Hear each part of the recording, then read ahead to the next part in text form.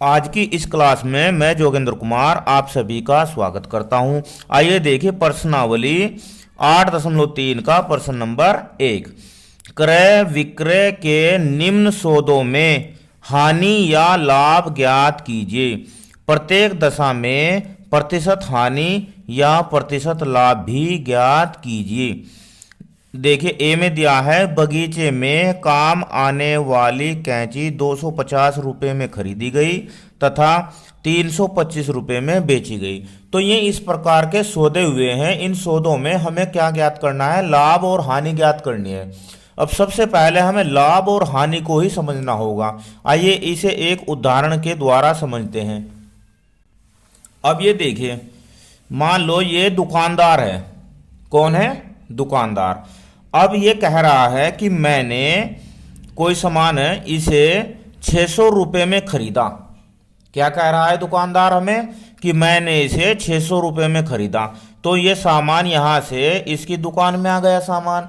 अब इसके बाद ये कह रहा है आगे कि और मैं इसे 610 रुपये में बेचूंगा। क्या करूँगा? इसे मैं 600 रुपये में खरीदा है, 610 रुपये में बेचूंगा। अब देखो, जब ये 600 रुपये में खरीद रहा है और 610 में बेच रहा है तो इसका मतलब ये इस 600 रुपये पर 10 रुपये ज़्यादा ले रहा है ना। तो इसका मतलब इसे लाभ हो रहा है, इसे फायदा हो रहा है। ठीक है। तो जो सामान दुकानदार ने खरीदा तो उसे बोलते हैं क्रय मूल्य। क्या बोलते हैं? वो उस सामान का कॉस्ट प्राइस होता है, उसे बोलते हैं कॉस्ट प्राइस, क्रय मूल्य। और जिस रेट पर वह बेचता है उसे बोलते हैं विक्रय मूल्य, यानी कि सेलिंग प्राइस। इसे शॉर्ट में बोलते हैं सीपी और इसे बोलते हैं एसपी। क्या बोलते हैं? SP, cost price, selling price. तो जो सामान उसने खरीदा है उसका कॉस्ट प्राइस क्या हुआ? क्रय मूल्य क्या हुआ? 600 रुपये। और विक्रय मूल्य क्या हुआ? 610 रुपये। तो अब लाभ और हानि कैसे ज्ञात करेंगे हम? देखो, अगर खरीदने का रेट यानी कि क्रय मूल्य से ज़्यादा बेचने का रेट हुआ, विक्रय मूल्य हुआ, तो उसे लाभ होगा। तो यानी कि लाभ अगर है तो लाभ में विक्रय मूल्य क्रय मूल्य से ज़्यादा होगा, तभी तो लाभ होगा। जब वो कम में खरीदेगा और ज़्यादा में बेचेगा तभी तो उसे लाभ होगा। इसका मतलब खरीदने का रेट कम होगा और बेचने का रेट ज़्यादा होगा, यानी कि क्रय मूल्य कम होगा और विक्रय मूल्य ज़्यादा होगा। और अगर हानि होती है, हानि की दशा में क्या होगा? हानि की दशा में जितने में सामान खरीदा है उससे कम में बिकेगा, यानी कि क्रय मूल्य ज़्यादा होगा और विक्रय मूल्य कम होगा, तभी तो इसे हानि होगी। तो इन सिचुएशन में आपको ध्यान रखना है कि अगर विक्रय मूल्य क्रय मूल्य से ज़्यादा है तो लाभ होगा और क्रय मूल्य विक्रय मूल्य से ज़्यादा है तो हानि होगी। और अगर दोनों बराबर है, क्रय मूल्य बराबर विक्रय मूल्य है, तो इसका मतलब ना तो लाभ हुआ है ना ही हानि हुई है। अब हमारे प्रश्न में एक और बात पूछी गई है कि प्रतिशत हानि और प्रतिशत लाभ भी ज्ञात करना है। तो प्रतिशत हानि कैसे ज्ञात करते हैं? उसका फॉर्मूला है लाभ प्रतिशत बराबर लाभ बटे क्रय मूल्य गुणा 100। यानी कि जो लाभ हुआ है उसे ऊपर लिख लेते हैं और नीचे क्रय मूल्य को लिख लेते हैं। तो लाभ बटे क्रय मूल्य गुणा 100। और हानि प्रतिशत का भी यही फॉर्मूला है, हानि ऊपर क्रय मूल्य नीचे गुणा 100। इस तरह हम प्रतिशत लाभ और प्रतिशत हानि दोनों को ज्ञात कर सकते हैं। अब आइए प्रश्न को हल करते हैं। अब देखिए प्रश्न नंबर 1 के ए में दिया है बगीचे में काम आने वाली कैंची रुपये 250 में खरीदी गई तथा रुपये 325 में बेची गई। तो अब आप ये देखिए खरीदी गई कितने में हो? तो यहाँ पर लिखेंगे हम कैंची का क्रय मूल्य, खरीदा हुआ रेट क्या है उसका? क्रय मूल्य बताओ। क्रय मूल्य है 250 रुपये। कितने हैं? 250 रुपये। और बेची कितने में है? 325 में। तो विक्रय मूल्य कितना हो जाएगा? विक्रय मूल्य 325। कितना? 325 रुपये। अब 250 में खरीदी गई है और 325 में बेची गई है। तो अब आप ये देखिए कि विक्रय मूल्य ज्यादा है या क्रय मूल्य। अब देखते हैं हम विक्रय मूल्य बड़ा है क्रय मूल्य से। देखो क्रय मूल्य से बड़ा है ना विक्रय मूल्य, तो इसका मतलब क्या हुआ, लाभ हुआ। तो लाभ बराबर क्या हो गया, लाभ बराबर होगा विक्रय मूल्य में से, यानी कि जितने में बेची गई है उससे हम जितने में खरीदी है उतना घटा देंगे। तो विक्रय मूल्य माइनस क्रय मूल्य। चलो विक्रय मूल्य कितना है 325 रुपये माइनस 250 रुपये, घटाओ, घटाने पर आएगा 5 और यहाँ पर 2 एक यहाँ से ले लिया तो यहाँ हो गए 12, 12 में से 5 गए 7, कितने आ गए 75 रुपये, कितने आ गए 75 रुपये। अब उसने कहा है कि प्रतिशत लाभ या हानि ज्ञात कीजिए। अब उसे तो लाभ हुआ तो प्रतिशत लाभ हो जाएगा प्रतिशत लाभ बराबर लाभ बटे, अभी हमने आपको बताया था फॉर्मूला, लाभ बटे क्रय मूल्य और गुणा 100। कितने से गुणा करनी, 100 से गुणा करनी। चलो इसे यहीं पर कर देते हैं बराबर, लाभ कितना है 75 और क्रय मूल्य कितना है 250 गुणा 100। अब देखो 25 से काटो, 25 दिया 75 और 25 दुसाम 250। अब इस 10 से काटो, 10 ही कम 10 और 10 दुसाम 100। यहाँ पर कितना आ जाएगा 3 और इधर कितना है 10, तो 10 दिया 30, 30% इसका आंसर हो जाएगा। आइए अब इसके बाद इसके बी पार्ट को भी हल करते हैं। अब ये देखो बी में क्या कहा है इसने, एक रेफ्रिजरेटर रुपये 12,000 में खरीदा गया और 13,500 रुपये में बेचा गया। यहाँ पर रुपये है, 13,500 रुपये में बेचा गया। तो इसमें हमें लाभ हुआ या हानि हुआ, चलो देखते हैं। अब यहाँ लिख लेते हैं रेफ्रिजरेटर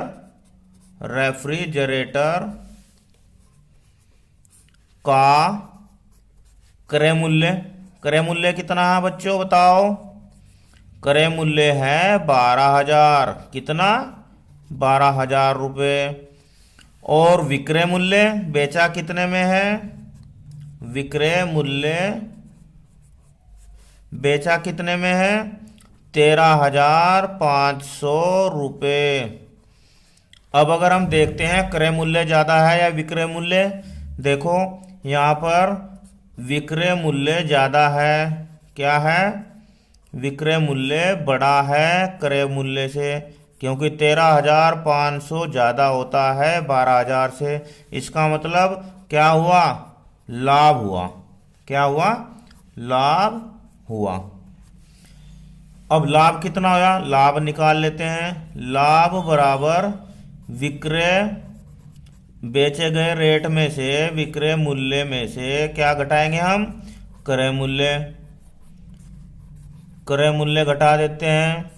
विक्रय मूल्य कितना है 13,500 रुपये, घटाओ 12,000, जब घटाया तो कितना आएगा बताओ, 13,500 में से 12,000 गए तो 1,500 रुपये आएगा ना, 1,500 रुपये, ये हो गया लाभ। अब लाभ प्रतिशत ज्ञात करना है तो क्या फॉर्मूला बताया हमने, लाभ प्रतिशत बराबर लाभ बटे, क्या बताया था, लाभ बटे क्रय मूल्य और गुणा 100। सब में यही फॉर्मूला लगाना है। अब देखो लाभ कितना है 1,500, क्रय मूल्य कितना है 12,000 गुणा 100। देखो 1 2, इन 2 जीरो से ये 2 जीरो गई, ठीक है, और इस जीरो से ये भी जीरो गई। अब भाग कर देते हैं, 150 को कितने से भाग करना है, 12 से, 12 एकम 12, 3 जीरो, 12×2 = 24, घटाया 6, दशमलव लगाई 0, 12×5 = 60, तो 12.5% इसका आंसर आ जाएगा। अब इसके बाद बी के बाद सी को हल करते हैं। अब देखिए सी में, एक अलमारी ₹2,500 में खरीदी गई और ₹3,000 में बेची गई। सेम ऐसा ही प्रश्न है जैसे हमने बी पार्ट किया था। इसमें भी हमें क्रय मूल्य और विक्रय मूल्य लिख लेने हैं। अब देखो, अलमारी का क्रय मूल्य कितना दिया है बताओ देखकर। क्रय मूल्य दिया है ₹2,500 और विक्रय मूल्य कितना दिया है देखो ध्यान से। विक्रय मूल्य यानी कि जितने में बेची गई है अलमारी वो है 3,000। कितना है? 3,000 रुपये। अब इन दोनों की तुलना करो तो हम देख रहे हैं कि विक्रय मूल्य ज़्यादा है क्रय मूल्य से, जैसे हमने बी पार्ट में किया है। तो इसका मतलब क्या हुआ है? लाभ हुआ है। क्या हुआ है? लाभ हुआ है। अब जब लाभ हुआ है तो लाभ भी देख लेते हैं कितना। बताओ कितना हुआ लाभ? लाभ बराबर विक्रय मूल्य में से क्या घटाएंगे हम? विक्रय मूल्य से घटाएंगे क्रय मूल्य को। ये लो क्रय मूल्य, विक्रय मूल्य माइनस क्रय मूल्य। अब विक्रय मूल्य 3,000 रुपये, घटाएंगे कितने? 2,500, 2,500 रुपये। ये घटा दिया, आया कितना? 500 रुपये। जब 3,000 में से 2,500 घटाएंगे तो कितना आएगा? 500 रुपये। तो लाभ हुआ 500 रुपये का। अब उसने पूछा है कि लाभ प्रतिशत भी ज्ञात करो। तो लाभ प्रतिशत का फॉर्मूला अभी बताया था हमने, क्या है? लाभ बटे क्रय मूल्य, लाभ बटे क्रय मूल्य गुणा 100। चलो इधर कर लेते हैं। लाभ कितना है भैया? 500 रुपये। क्रय मूल्य कितना है? 2,500 रुपये गुणा 100। अब देखो, एक जीरो से ये 2 जीरो है, 2 जीरो से 2 जीरो गई। अगर 25 से भाग देते हैं तो कितना आएगा? 20। कितना आएगा? 20। तो 20% लाभ हुआ है। ये इसका आंसर। अब इसके लास्ट पार्ट डी को भी हल करते हैं। अब ये देखिए डी, एक स्कर्ट ₹250 में खरीदकर ₹150 में बेची गई।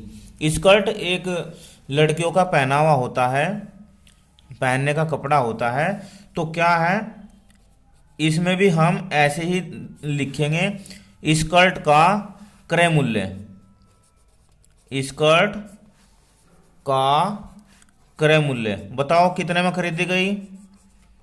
देखो ध्यान से, 250 रुपये में, 250 रुपये में खरीदी गई। और स्कर्ट बेची गई कितने में? स्कर्ट का विक्रय मूल्य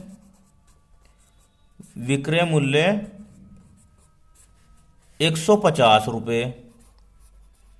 अब जब इसके क्रय और विक्रय मूल्य की तुलना करते हैं तो हम देखते हैं कि विक्रय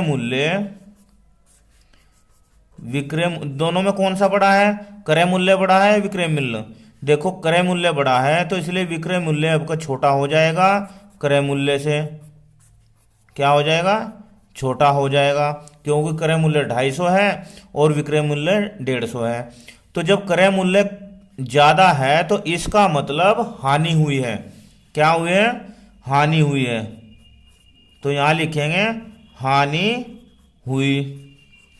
अब जब हानि हुई तो हानि कितनी हुई है? वो जैसे हमने लाभ निकालना था ऐसे हम हानि निकालेंगे। तो हानि बराबर क्या होगा? इस बार उल्टा होगा, क्रय मूल्य में से विक्रय मूल्य घटेगा। क्रय मूल्य माइनस विक्रय मूल्य, क्योंकि ज़्यादा में से कम ही घटता है। तो क्रय मूल्य कितना है? 250 रुपये। और विक्रय मूल्य कितना है 150 रुपये।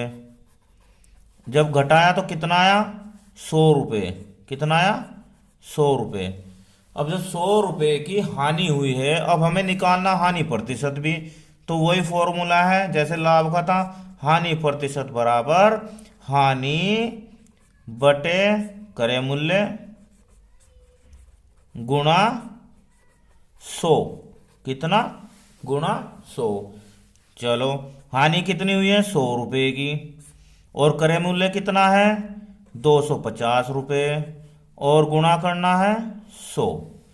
अब 25 से काटो, देखो 25 चौका 100 और 25 दुसाम 250। अब 10 से काटो, 10 ही कम 10 और 10 दुसाम 100। तो यानी कि 10 गुणा 4, 10 गुणा 4 बराबर 40% की हानि हुई है। ये इसका आंसर हो गया। आशा करता हूं इस वीडियो में आपको लाभ और हानि के प्रश्नों को हल करना अच्छी तरह से आ गया होगा।